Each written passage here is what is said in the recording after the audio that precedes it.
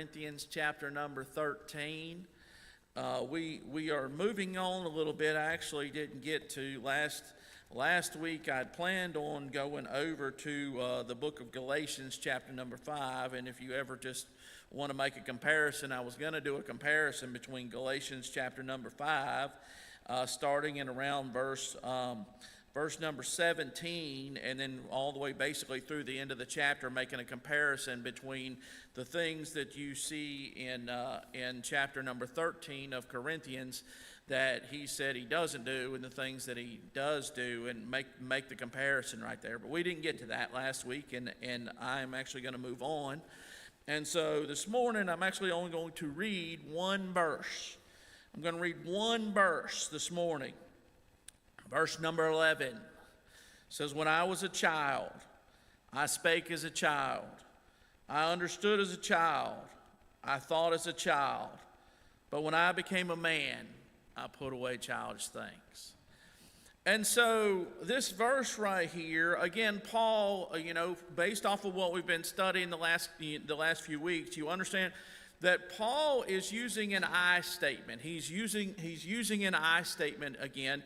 He doesn't just come out and say, "Hey, y'all are acting like a bunch of children."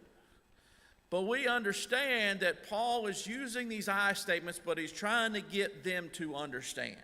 And so I'll read a couple more verses, because in 1 Corinthians chapter number 3, he says it this way. In verse number 1, he said, "And I, brethren, could not speak unto you as unto spiritual, but as unto carnal, even as unto babes in Christ. I have fed you with milk, and not with meat. For hitherto ye were not able to bear it, neither yet now are ye able. For ye are yet carnal. For whereas there is among you envying and strife and divisions, are ye not carnal and walk as men? For while one saith, I am of Paul, another, I am of Apollos, are ye not carnal? Who then is Paul? Who is Apollos? But ministers by whom you believed, even as the Lord gave to every man. I have planted, Apollos watered, but God gave the increase. So then neither is he that planteth anything, neither he that watereth, but God that giveth the increase. Now he that planteth and he that watereth are one, and every man shall receive his own reward according to his own labor. For we are laborers together with God. Ye are God's husbandry, ye are God's building." And so I'll stop reading right there. But he starts it out and says, "I could not speak unto you as unto spiritual, but as unto carnal, because you're babes in Christ."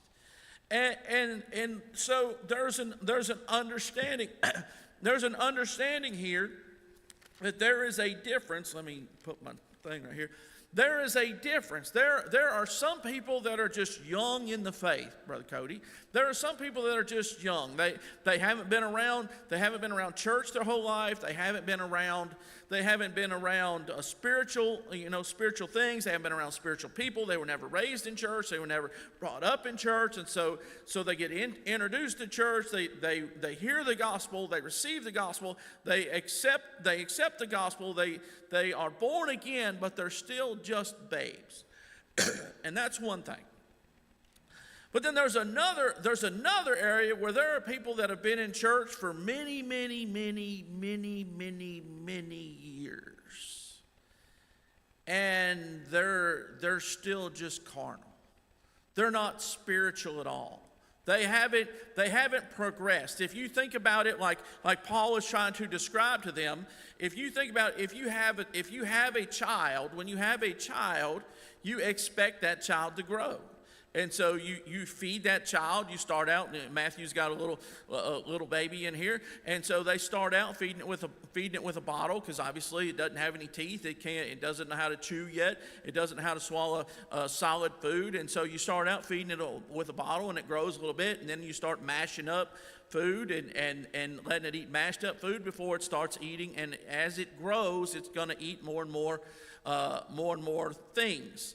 But the child is expected to grow. But there are people that have sat in a church, and they've sat for years and years and years, and Paul is saying, you're still just a babe. You're still just a baby. You're still just a baby. You've never made an effort to grow. You're still just a child. I'll read another verse in chapter number 14. In chapter number 14, in verse number 20, he says, "Brethren, be not children in understanding. Howbeit in malice be ye children, but in understanding be men." And so obviously there's some ladies in here. Like I said, I miss Miss Jimmy sitting here this morning. But you understand that here's Paul, and he's talking to these again. So the Corinthian church is known as a carnal church. There was a lot of stuff that went on in the Corinthian church that should not have been going on. There was an inappropriate relationship. There was an inappropriate relationship. I'll just it was a bad relationship, and they were kind of boastful of it. They weren't ashamed of it. And then he gets onto them, and then they really get onto the guy, and then they don't want to let him come back in after he repents. And so they were just very carnal. Everything they did was carnal. It was not spiritual. They couldn't do anything. If they did something spiritual, they turned that into carnality. Just like what he's talking about here when he's talking about these spiritual gifts, which is in the midst of chapter 12 to chapter 14. Chapter 13 drops right in the middle of that, and he's trying to teach them that what you're doing, you're desiring these spiritual gifts, but you're not desiring them to forward the gospel. You're not desiring them to forward the kingdom of God. You're desiring them for your own self-righteousness in some places, but so you can glory in what you've got. And so Paul uses this example. He says, when I was a child.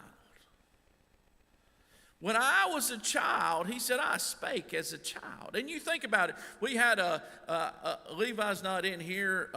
Well, actually, they weren't in there. So we had a sales meeting this weekend. It was funny because we had a sales meeting, and one of the guys that was talking during the sales meeting, Riley, he has a little baby. I say little. She's probably 3 or 4 now, but he has a little child. So when he got up, and if you look back at me, you would have saw me smirking because I was chuckling the whole time he was doing it, because when he was talking, he was trying to teach to grown men, but he was talking to like we were children. And so he was talking, but he was talking just how you speak to a little child. And anyone in here that has a child understands, like you talk to them like they're little children. And so here's this grown man talking to other grown men, but he's talking in a tone, and he's emphasizing things just like you would speak to a little child. And I just got a chuckle out. But Paul said, when I was a child, I spake as a child. Now you think about it, I may have mentioned it the other day, but whenever you were a child, and some people have children. Here's Rhett sitting in here, and Paul back there. He's got some young children. I'll be honest with you, Brother Wayne. I for the most part enjoy a good child argument. Like I enjoy it because there's no sense in it. Like there's no intelligence in it most of the time. They just say words. It's just words that they know, and so they're just like, oh yeah, well and then they just say something. You're like, that doesn't even make any sense. And they'll say, well, you're this and you're that. Well, what about this and what about that? And it's ridiculous. But I enjoy it because it's amusing to me. But here's Paul, and he said, when I was a child, I spake as a child. When I was a child, I said certain things, and I never. Children don't think about the consequences. They don't think, hey, this could really hurt this person if I say this. I'm not going to do it, Brother Wayne. I almost did it, but I'm not going to do it. I'm not doing it this morning. But you understand, there are other people that do that too. But I'm not doing it this morning because we're talking about children. But you understand. And so there are some times where children, they just say things and they just argue and they're like, oh yeah, well my dad's the toughest and my dad's the baddest and my dad's the this and my dad's the that. And they just argue and argue and argue. And so my kids, they would argue, well, he said this, and she said that. And I'm like, I'm going to teach you two words that'll do you well the rest of your life. What are they, Dad? Whatever. What? That's one word. No, you can say it as two. Whatever. When they say something to you, Bub's back there grinning because he's heard it his whole life. And I'm like, hey, if you'd learn to use these words, when someone says something, you'd be like, whatever. It would help you. But if you just want to argue like you're just beating your head against the wall. Why would you beat your head against the wall? But kids will beat their heads against the wall in an argument. And they just say silly, ridiculous things. And Paul said, hey, when I was a child, that's how I was. I just said silly, ridiculous things. I said things, and I didn't care about the consequences. I said things, and I didn't say, if I say that, I'm probably gonna hurt someone's feelings. If I say that, I'm probably going to affect them well beyond just when those words, again, as you're an adult, as you're a man, you understand that, hey, those words don't just stop whenever the echo stops from you say them. Those words go inside someone's ear and they rattle around inside their head and they're there. And think about it. Again, I guarantee if I ask y'all, I'm like, hey, has someone said something to you that it still bothers you to this day? Almost everyone in here be like, yeah, But on the flip side, for me at least, there are things that Cody, I wish I could take back. I wish I could unsay. Children never get to the point of wishing they could unsay, Brother Wayne. They just say. But an adult, he, number one, should think about what he's going to say. He should say, maybe, I could. Again, as an adult, Paul said, when I became a man, I put away childish things. As an adult, just because you can doesn't mean you should. There's a lot of things I can do, but it doesn't mean I should do it. There's a lot of things I can say, but it doesn't mean I should say them. When I was a child, I'd just say them. I just didn't care. Chris, I just didn't care. Again, like I said, I told y'all, I grew up around truck drivers. That was who I grew up with.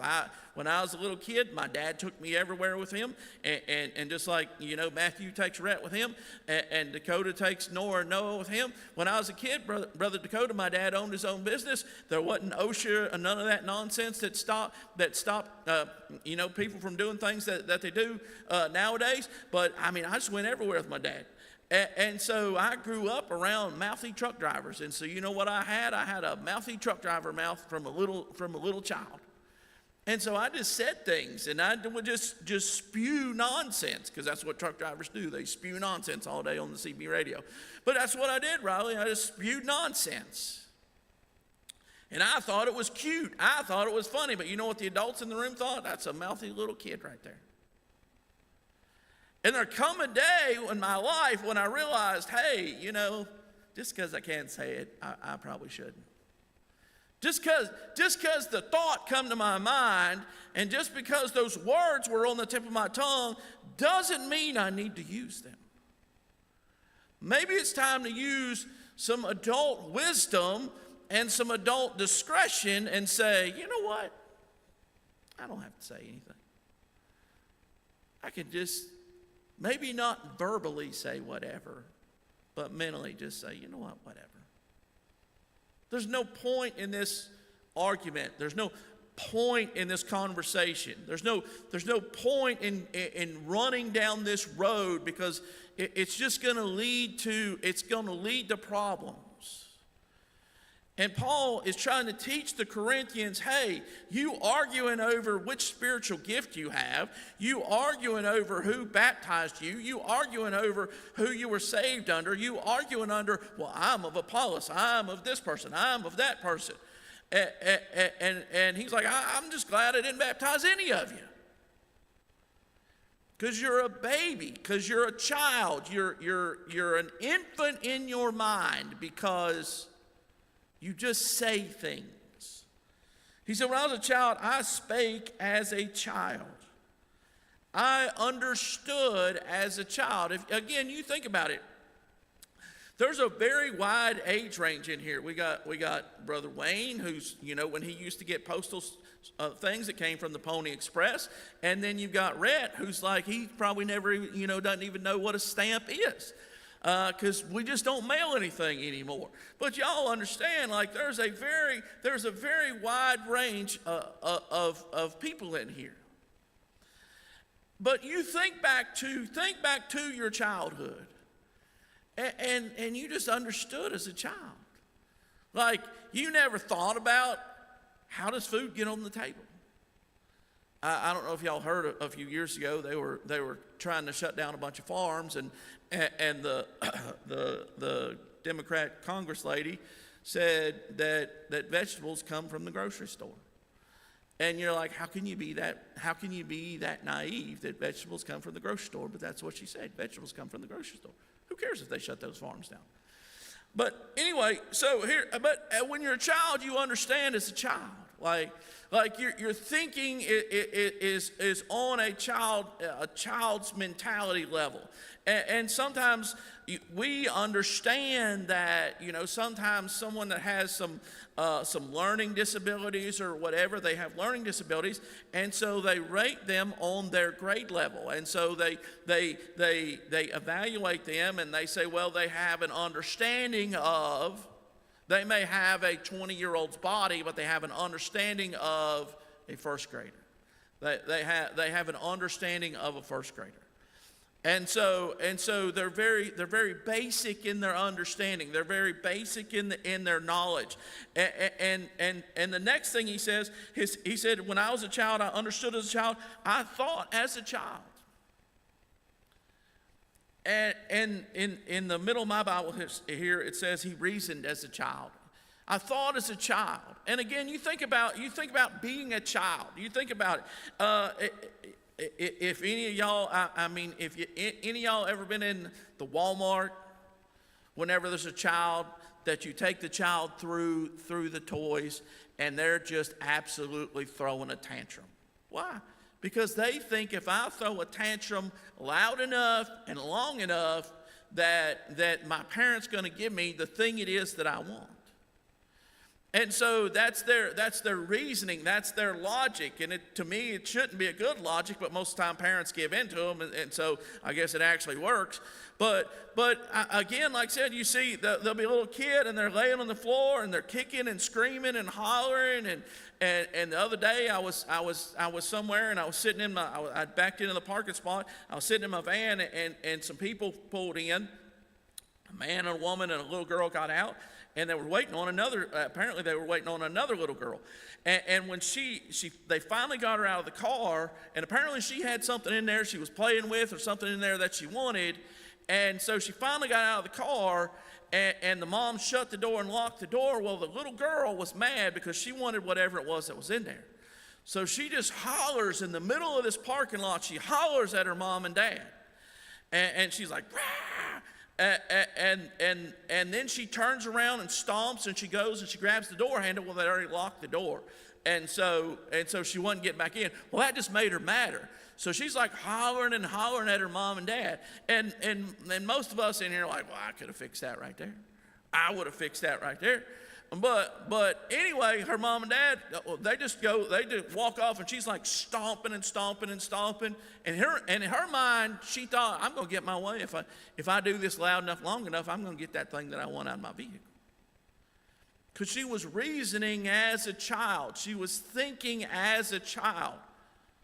And so again, like I said, children have they just have basic understanding. They have basic reasoning because they need to grow up.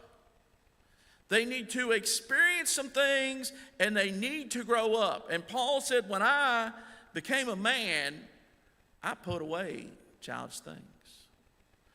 And so I want us to look at, I'm going to turn back to Exodus chapter number 14. I'm going to turn back to Exodus chapter number 14, and we're going to look at the children. It's funny because it works out perfect, because the children of Israel, they were in Egypt. They were in bondage. Their cry went up to God. God sends them a deliverer. He sends them a deliverer through Pharaoh, from Pharaoh. And so in chapter number 14, verse number 8, they have been delivered, and finally Pharaoh says, fine, y'all just leave. The firstborn have been slain, and Pharaoh says, fine, just get out of here and leave, and just take everything you want with you when you go, and take it all and just get out of here. But in verse number 8 it says, and the Lord hardened the heart of Pharaoh, king of Egypt, and he pursued the children of Israel after the children of Israel, and the children of Israel went out with an high hand. But the Egyptians pursued after them all the horses and chariots of Pharaoh and his horsemen and his army, and overtook them encamping by the sea, besides Pi-hahiroth, before Baal-zephon. And when Pharaoh drew nigh, the children of Israel lifted up their eyes, and behold, the Egyptians marched after them, and they were sore afraid. And the children of Israel cried out unto the Lord, and they said unto Moses, because there were no graves in Egypt, hast thou taken us away to die in the wilderness? Wherefore hast thou dealt thus with us, to carry us forth out of Egypt? Is not this the word that we did tell thee in Egypt, saying, let us alone, that we may serve the Egyptians? For it had been better for us to serve the Egyptians than that we should die in the wilderness. So here is the children of Israel. And God, through his miracles, using Moses to perform these miracles, had sent the 10 plagues, and now the Israelites are going to be free, and God is sending them to the promised land. And yet God allows them to come up against a test. He allows them to come up against the very first test. And the thing about test is, Grady's in college right now. The thing about test is, it's something that you should already know the answer to. It would not be right for Grady's professor to give him a test on something that he's never talked about, on something that he's never given him homework on. But when you give someone a test, my wife spoke to one of the guys that I work with. His wife is a teacher, and they were speaking. She said she actually takes her notes that she gives in class, and she uses ChatGPT now to generate the test based off of her notes. So that way she can guarantee the questions that are being asked on the test are from the notes that she'd given to the students. So if they've taken the notes, they should have the answer. So the children of Israel get backed up against the Red Sea, and God puts them to the test. And they fail the test. They fail the test, and they say, because there were no graves in Egypt, they're like, this is your fault, Moses. This is your fault. This is your fault. This is all because of you. We were fine. They weren't fine. It was their cry that came up to God. It wasn't Moses' cry that came up to God. Moses was living the good life in a palace in Egypt, and it was their cry that came up to God. And so in verse 13 it says, Moses said unto the people, fear ye not, stand still and see the salvation, Lord, which he will show you today. For the Egyptians whom ye have seen today, ye shall see them again no more forever. The Lord shall fight for you, and ye shall hold your peace. That's another thing that when you're a child you don't understand, but when you're an adult you do learn, is that sometimes it's just better just to be quiet. And so we understand that God opens up the Red Sea. He opens up the Red Sea. He makes those walls stand up like big walls of water. And the children of Israel walk across on dry land. And when they get on the other side, they turn around and in comes Pharaoh's army with all its chariots and all that stuff. And God lets that wall of water, those walls of water, come back down and destroy Pharaoh's army. And I'm going to ask you, if that happened in your life, what would you do the next time you had a test? Would you trust God the next time when you say, I tell you what, God did it for me before, and surely he can do it again? Well, let's just take a look. In chapter number 15, so we're one chapter over, we're just a few days over, chapter number 15, verse number 23, and when they came to Marah, they could not drink of the waters of Marah, for they were bitter. Therefore the name of it was called Marah. And the people murmured against Moses, saying, what shall we drink? And he cried unto the Lord, and the Lord showed him a tree, which when he had cast into the waters were made sweet. There he made for them a statute and an ordinance, and there he proved them. Prove them is the same as he gave them a test. He gave them a test and said, hey, I'm going to put something in their path, and I'm going to give them an opportunity. I'm going to give them an opportunity. They can show me that they've grown up, or they can still act like children and not learn. It said he proved them and said, if thou wilt diligently hearken to the voice of the Lord thy God, and wilt do that which is right in his sight, and will give ear to his commandments, and keep all his statutes, I will put none of these diseases upon thee, which I brought upon the Egyptians, for I am the Lord that healeth thee. And they came to Eliam, where were 12 wells of water, and 70 palm trees, and they camped there by the waters. So again, a couple things here. Number one, God brought them to a place where water was bitter. And again, you say, well, it hadn't happened that way before. Okay, but still, they just watched God send plague after plague after plague to Egypt and say, hey, we serve a mighty big God. We serve a mighty big God, and our God has brought us out here, and instead of saying our God brought us out here to kill us, they should have said, our God surely didn't bring us out here to kill us, so I don't know what he's about to do, but he's about to do something. Let's see what he's going to do, and let's just be quiet and watch and see what he does. They didn't do that. They come to Moses and say, hey, what are we going to drink? And so God shows them, I can make bitter water sweet. And I will tell you, when you're a babe in your Christianity, when these bitter things come up, you have a choice. Again, sometimes people paint salvation as you're never going to have another problem, and that's just not how it's going to be. They paint it like you'll never have another problem, and you're going to have problems in this life. As long as you live in this flesh, you're going to have problems. But now you have God in your heart, and God can help you and help you through those problems. But you're going to have problems. And sometimes God puts you up against a test, and he just wants to see how you're going to handle the test and how you're going to deal with it. And again, my father-in-law talked about it many times. He talked about how he dropped a socket off of his ratchet, and it would roll to the farthest place away from him. And he's like, and he would smart off to God and say, that's exactly what I wanted to happen. Riley knows. Riley probably heard him say it multiple times. Bring up the chainsaw, guys, because me and Grady, we went out and me and Grady worked together. We got the chainsaw stuck a few times.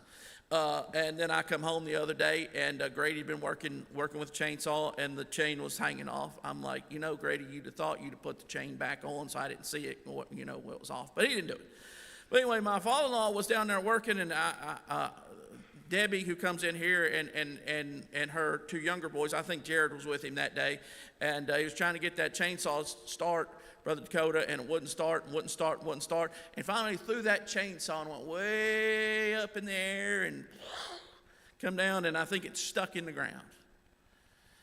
And he's like, there's my grandson with me right there.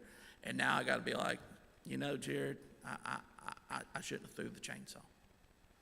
And you may your whole life be the guy that throws the chainsaw, but God wants you to someday say, you know what, it's probably not time to throw the chainsaw. Maybe it's just time to set the chainsaw down and say, maybe I should do something else right now. And so here, God puts him to a test. And so now you get to chapter number 16. It says, and they took their journey from Elim. Now they're full of water.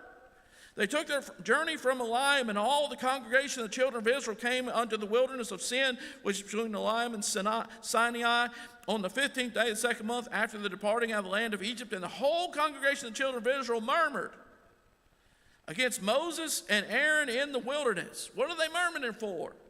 And the children of Israel said unto them, I've heard these words before. Would to God we had died by the hands of the Lord in the land of Egypt, when we sat by the flesh pots, and when we did eat bread to the full, for ye have brought us forth into the wilderness to kill us, and the whole assembly with hunger.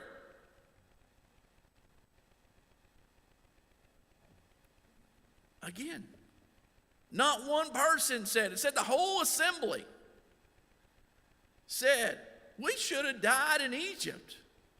We were happy. We were happy in Egypt. And that's a lie. That's not true.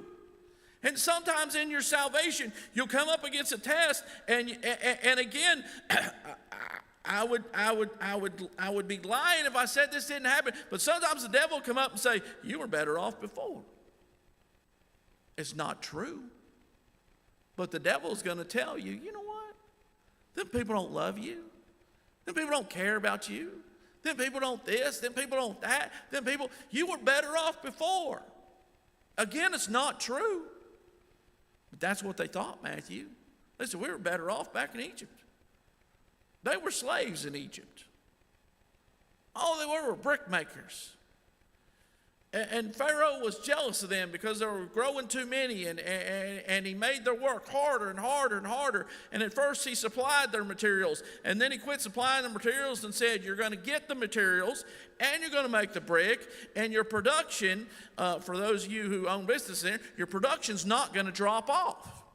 It's still going to be the same. Your quota is still the same. If you were making 1,000 bricks a day before, you're going to make 1,000 bricks a day now. But not only are you going to make the bricks, but you're going to go out and dig up all the materials.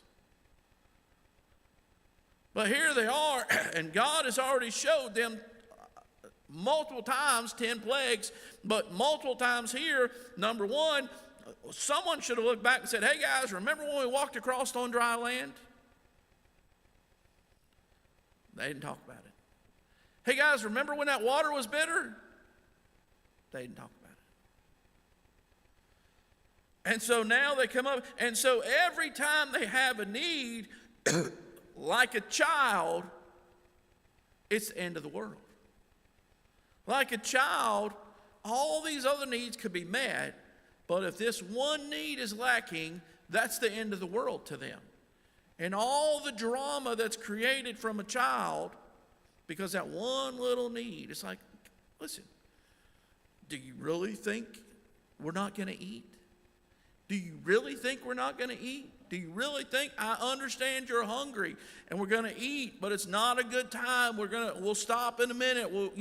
I've got a place that I'm going. Just calm down here. And here is the children of Israel, and they're God's chosen people, and God is taking them to a place, and he wants them to go to that place, and he's going to take them there, but he's going to test them along the way. And all they got to do is say, I don't know what he's going to do. Let's just sit back and watch and see what he's going to do. I don't know. I don't see how he's going to do it. Look at all these people. How's he going to feed all these people? How's he going to feed all these people? I don't know, but he's a big God, and I think he can do it. But that's not what they did. That's not what they did. And so God, in verse number 4, and said, then said the Lord unto Moses, behold, I will rain bread from heaven for you. And the people shall go out and gather a certain rate every day, that I may prove them, again, here it is again, prove them whether they will walk in my law or no. And it shall come to pass that on the 6th day they shall prepare that which they bring in, and it shall be twice as much as they gather daily. And so here God says, I'm going to send them food. I'm going to send it to them. And this is how it's supposed to be done. A lot of times children, so when I was a kid, my dad was very particular about his yard. If y'all seen my yard, y'all can tell we've got too many vehicles. There's nothing to be particular about right now about my yard, because it's just a mud bog is what it is right now. But anyway, my dad was very particular about his yard.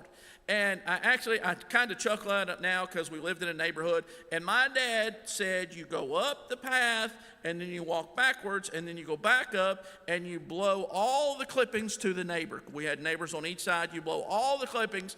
But I didn't think that was the way to do it, Brother Wayne. I like to do a circle.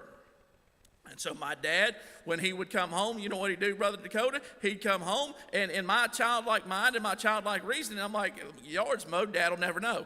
He knew every time. And so when he would come home, he'd look at the yard, and he'd say, go get the lawnmower, and I want you to push like I told you to push, and I want you to put all the clippings over on the Gotfeldy's property and the other people's property. And so I had to remow. And so in my childlike mind, you would think I would have been intelligent enough, but I failed the test quite a few times because I would do it in my little circle thing thinking Dad wouldn't notice, and he noticed every time. And then we got a riding lawnmower, and then I was like, well, I know I'll mow the front, because my dad said mow the back with a riding lawnmower, but I want the front mowed with a push mower. Do not mow the front with a nah. Again, riding lawnmower, big old prints in the yard. I'd mow it with that, and I'd get in trouble every time because I was a child. And I had this childlike reasoning that, oh, my dad will never notice. Well, guess what? He noticed. And so here are the children of Israel, and God is putting them to the test, and God was putting them to the test. And I'm telling you in here, if you're sitting in here and you're sitting under the sound of my voice, God is going to put you to test. He's going to put you to test. There are going to be things that you face, and you're going to be like, why is this happening? And the light bulb should come on and say, God is putting me to the test. And I can throw the chainsaw. I can be like, just great. That's exactly what I wanted to happen. Or you can say, God, today's the day. For my kids, I'm like, today's the day you say whatever. Today's the day that you say, you know what? I'm not doing it today.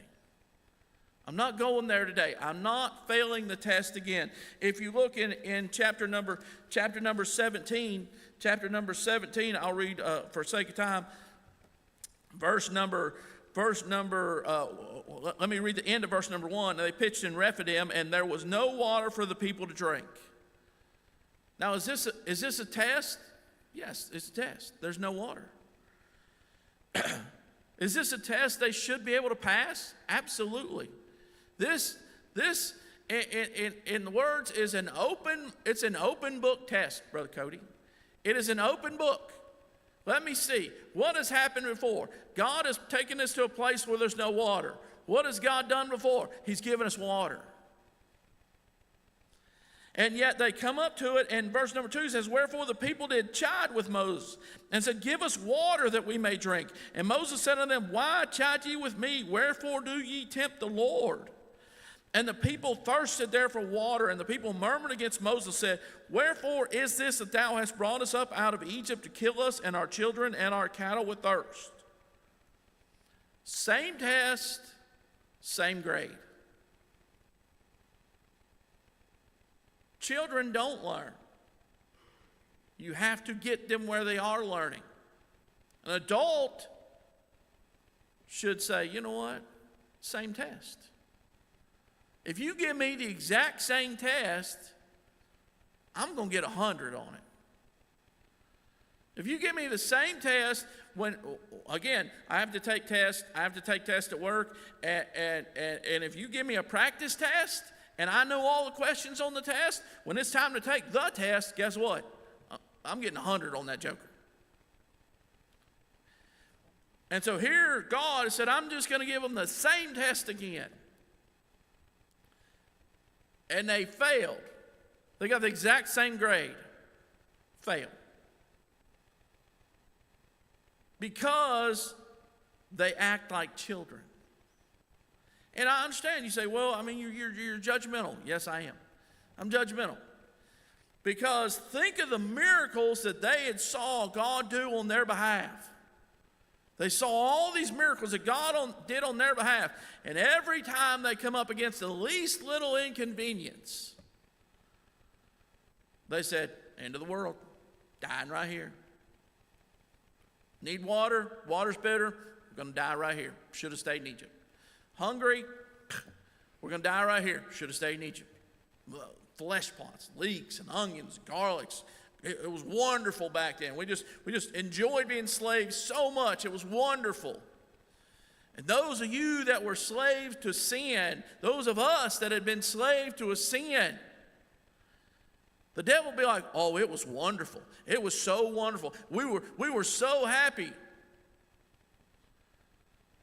Again, like I said, I've heard, I'll talk to the guys in the men's home here for a second. I've heard some of the guys in the men's home, they were going down the road. They were taking the ride not to the county, but they were going to the big jail. And Aspen pulled strings and went and pulled all kinds of strings and got them in the men's home. And Brother Wayne, sometimes they don't last a day because they don't like it. They don't want to be there. They don't like it. And they start complaining about the accommodations. They start complaining about the food. I'm like, is the food really better in prison than it is in the men's home? If it is, because Brother Gary's a bad cook. But I mean, like, come on. That's the way the children of Israel were. God had rescued them from this life, and yet every time they turned around, they're like, oh, we'd have been better off. We'd have been better off back then. We'd have been better off back then. We'd have been better off because they were children. Lord willing, we'll look at this some more next week. Thank y'all for listening.